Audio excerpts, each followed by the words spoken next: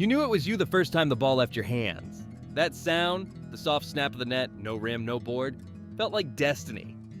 You weren't the tallest kid. You didn't have the bounce or the bulk, but you had a jumper, and that meant something. Shooting guard, that's what they called you. You weren't a floor general. You didn't call plays.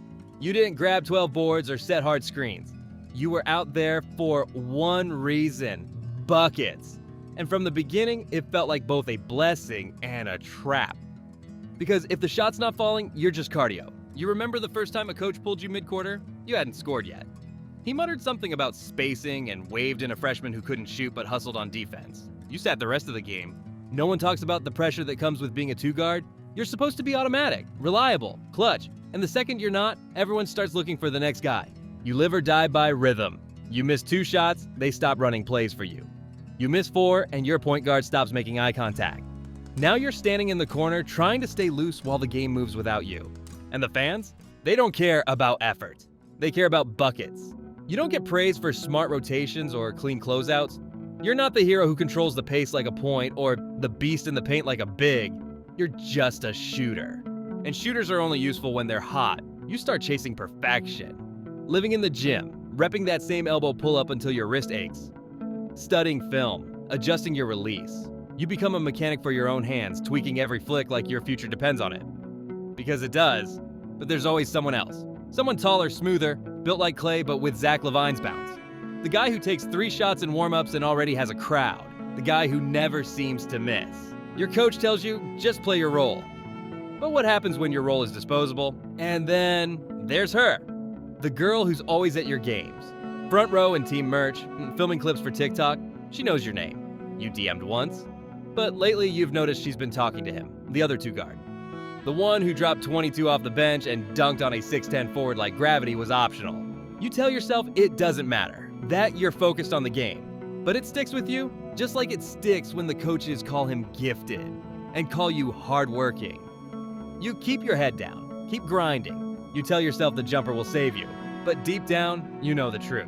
Being a shooting guard means being judged every night, every shot, every possession. Because if you're not scoring, you're just in the way. You're open again. Corner 3, feet set, hands ready. Defender sucked into the paint. Wide open, and your point guard still won't swing it.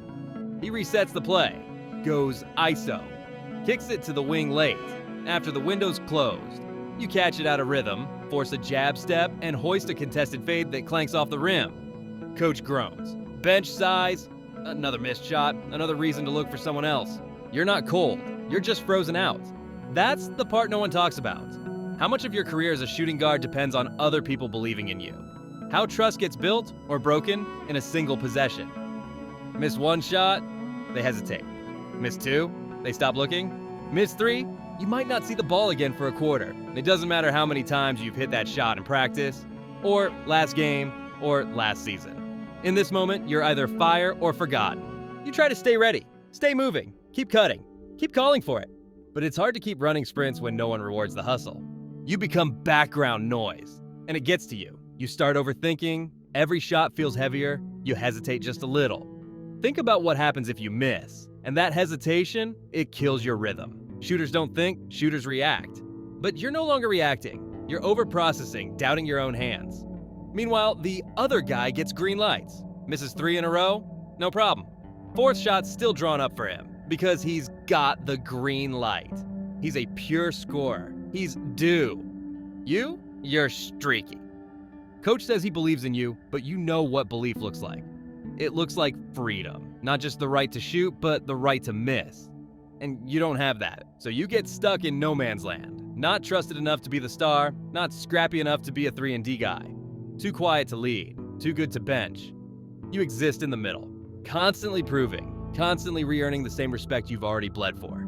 And the girl, she used to watch your games. Now she barely looks up when you check in. She's too busy watching the guy who pulls from 30 feet with no conscience and smiles when it rattles in. The guy who gets the green light. You tell yourself it's just a phase, that you'll get hot again, that they'll see what you're worth, that the ball will come. But it doesn't. And you start to wonder, if no one passes to you, do you even exist out there? You're always open, but no one's looking. There's always that one guy, Same position, same height, same age, but built like a glitch in the simulation. You show up early to get up 300 shots before practice. He rolls in late, barely stretches, and still hits 7 straight off one leg. You break down film to study footwork. He Euro steps through traffic like he's floating.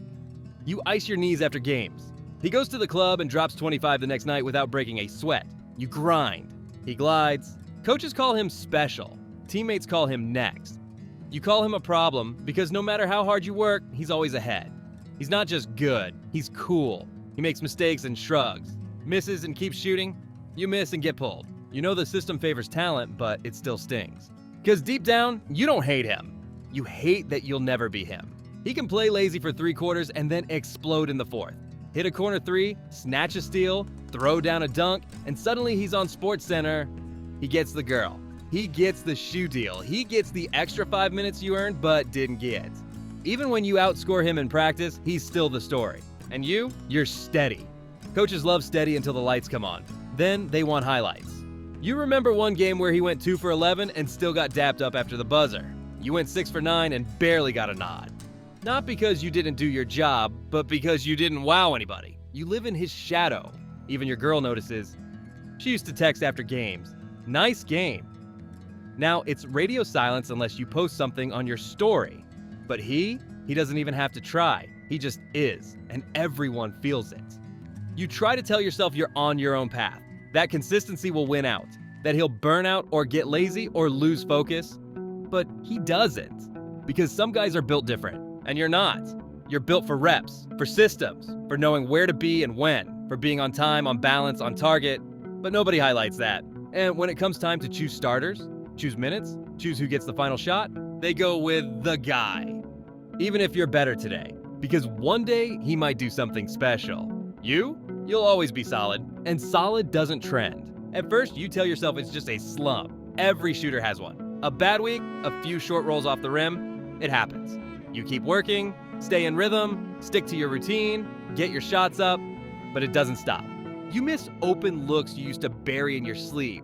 The same spots, the same form. But now the ball feels heavier. Your wrist doesn't flick right. Your legs aren't underneath you like they used to be. You're in your own head. You start thinking before you shoot, worrying about your last miss, wondering who's watching, hoping the coach doesn't pull you after the next brick. And then he does. No speech, no second chance. Just a cold sub from the bench. Now you're sitting, jersey soaked, heart pounding, trying not to look like it's killing you inside. You used to be automatic. Now they call you streaky. You try to fix it, stay late, shoot more, ice harder, watch more film. You ask for feedback, but no one gives you anything concrete. Keep grinding, they say. It'll come back. But what if it doesn't? Your confidence takes the first hit. Then your body. That ankle you rolled last year, it never really healed. Your left wrist, still taped up under your sleeve. You start getting massages not to feel better, but just to feel functional. You don't complain. You've seen what happens to guys who do. They get labeled soft, unreliable. They lose minutes, they lose trust. So you play through it. Even when your legs are gone, even when your back locks up mid-game and your shot starts dropping flat, you lie to the trainer. I'm good. You lie to yourself. Just one good game and I'm back. But the shots keep missing. And when shooters stop making shots, people stop calling them shooters. The game moves fast. The coaches stop calling your number. The point guard looks away when you call for the ball. The cute girl from your Instagram story, she doesn't sit behind the bench anymore. You used to think your jumper would carry you through anything. Now, it feels like a memory, like something you used to have. And when it finally goes in, when the shot finally drops, it doesn't feel like relief. It feels like survival. Because you know the clock's ticking, you know how this works. There's always another shooter waiting, another kid with clean form and fresh legs who hasn't missed yet. The gym is full of guys just like you, only younger, hungrier, and still in rhythm. And suddenly, you're the vet they only call when things are going bad. That's when it hits you. You didn't just lose your shot, you lost your place. You don't even warm up the same anymore. The routine's still there. Form shots, corner threes, a couple of curls, but your body moves like it remembers the pain before it even starts. Ankles tight, knees cracking, wrists taped out of habit. You go through it like muscle memory, like ritual, like a goodbye you keep repeating, because you know the clock's running out. Not officially, not yet. But you feel it. In how the coaches talk to you now. Less instruction, more polite. In how they hype up the new kid. And how no one asks you to stay after for extra work anymore. You used to be part of the future. Now you're just part of the team. You're still a shooting guard. But no one calls you that out loud. You get introduced by your first name now. That's Jordan. He's solid. The word solid haunts you. You used to be lethal, automatic. The guy who couldn't be left open. Now you're just available. A veteran presence? A locker room guy? You used to walk into gyms and hear whispers. That's him. Now it's nods. Maybe a fist bump. Recognition? Not awe. And the girl? She's still on Instagram, just not in your likes. She moved on.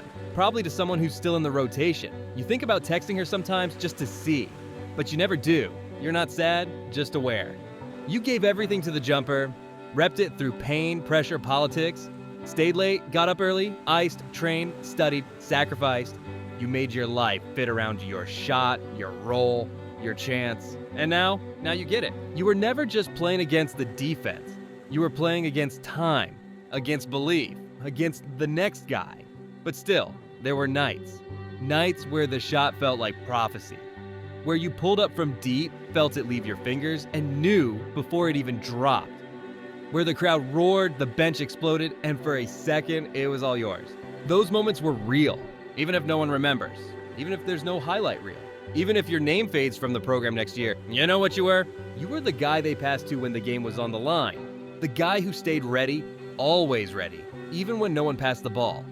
You weren't built different. You were built stubborn, built reliable, built for rhythm, for silence, for pressure, built to shoot your way through everything. And maybe that's not enough to make you a legend, but it was enough to make you dangerous.